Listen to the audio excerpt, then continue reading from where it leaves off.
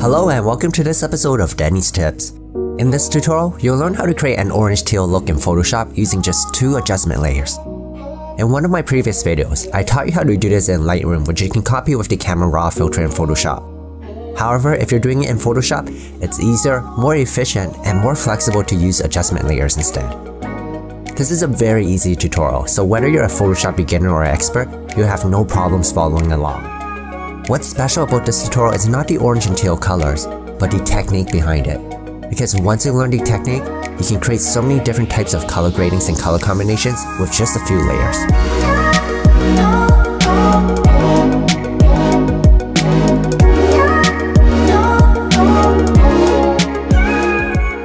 A photo is made of 3 channels, red, green, and blue, that when combined forms a color photo.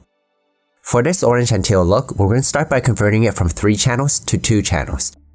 To do this, go to the Adjustments panel and add a Channel Mixer Adjustment layer.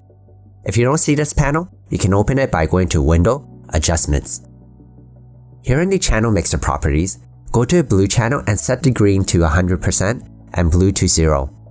This basically recreates your blue channel by using the data from your green channel. And if you look in the Channels panel, you should be able to see that the green and blue channel look exactly the same.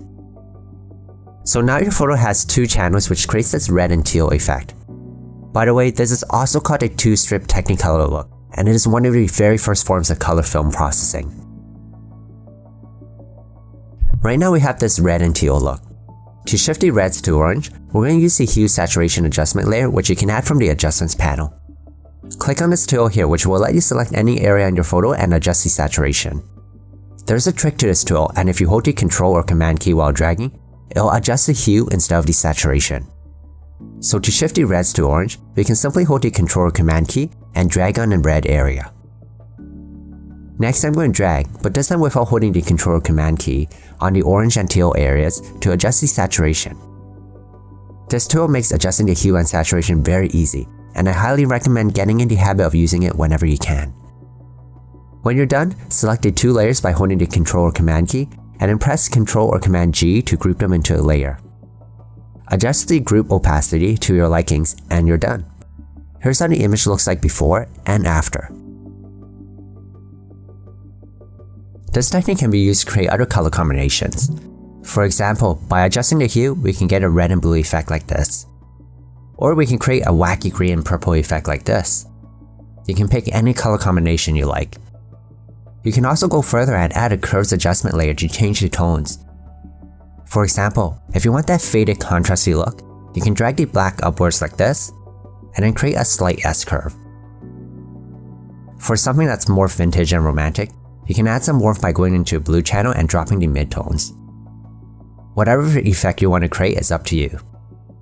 Here are some more examples of what you can create with this technique. I know people have their own personal opinion on color gradings, which is why it's more important to focus on the technique rather than the recipe. Because by learning this technique, you can create so many different looks and customize it to your own preference.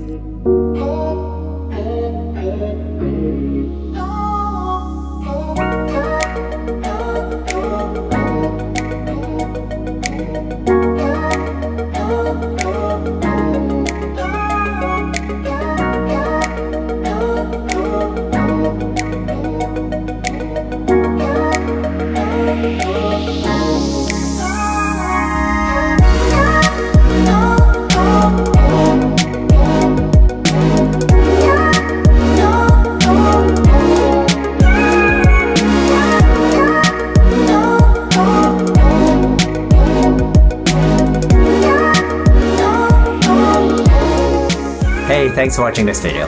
If you liked it, please remember to hit the like button. I have some orange and teal Photoshop actions and LUTs that will create a bunch of orange and teal looks for you automatically. They're very easy to use. There's a free and pro version, but if you can't afford the pro version, don't worry because the free version is very sufficient. I even put my favorite look in there, so you're not missing out on too much.